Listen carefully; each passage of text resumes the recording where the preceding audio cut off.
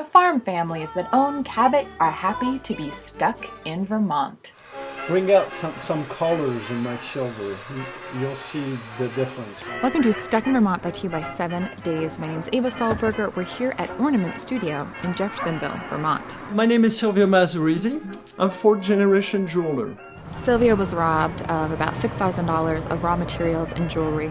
And after the break-in, that's when we realized really, I knew it was a great place, but the support we got here was phenomenal. As a community, we needed to rally and support him because he has always supported us. Well, everybody loves Silvio. I mean, let's be real. Silvio and Teresa are amazing, nice people, and everybody just really loves them and adores them. And because, in this case, Silvio was so well known throughout the town, that's where it hit home. And you don't have to be from this place to be of this place.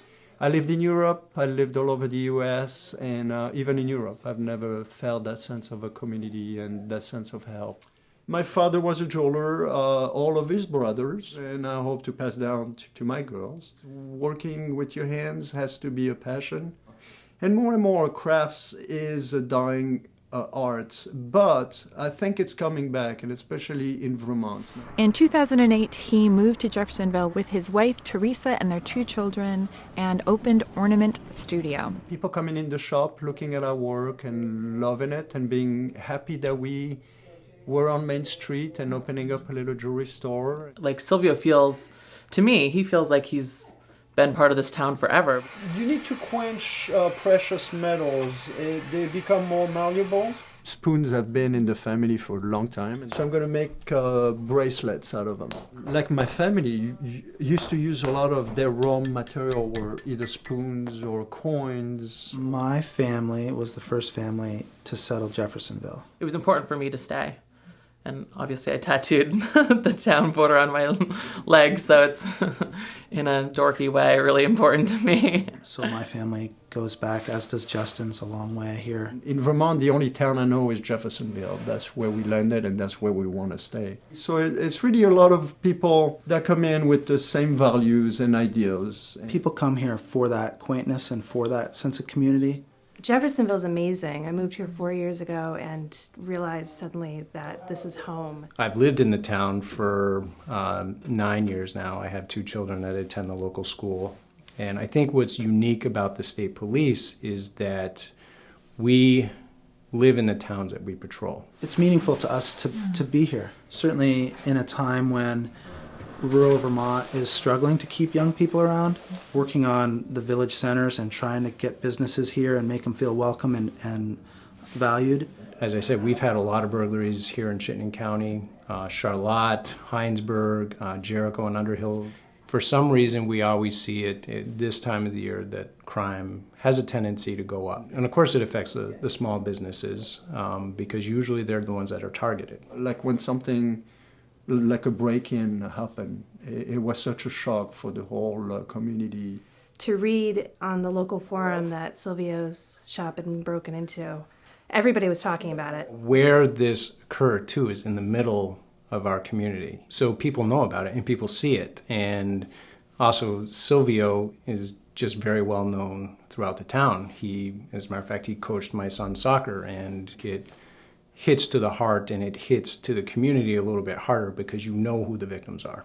That's why I think the robbery was so shocking, because we all know each other and we all trust each other. And this is just such a great little community where we all feel like family. We were able to make an arrest. And even more importantly, as a result of that arrest, we've actually been able to return the jewelry back to Silvio. Not all of it. We're still working on that end. They didn't recover the raw material, all the gold and silver. It's so hard to trace. The good thing with this case is that the case is solved. And the person is in jail. He's due to be arraigned in court tomorrow on the 19th. And we'll see what happens from there. The break-in was terrible, but there's so much positive that came out of it. What do they call that? The cash mob? I was overwhelmed with 30 people in the shop, and it was just wonderful. I've had people who brought in scrap silver, and she said just melt down and make jewelry out of it. And local businesses set up a bank account. They were so generous, and they wanted us to have a good Christmas and to be able to get back on our feet. I think it's really important to be shopping local and buying things from our small towns and from our neighbors and from our friends. Which is why I got Christmas presents here.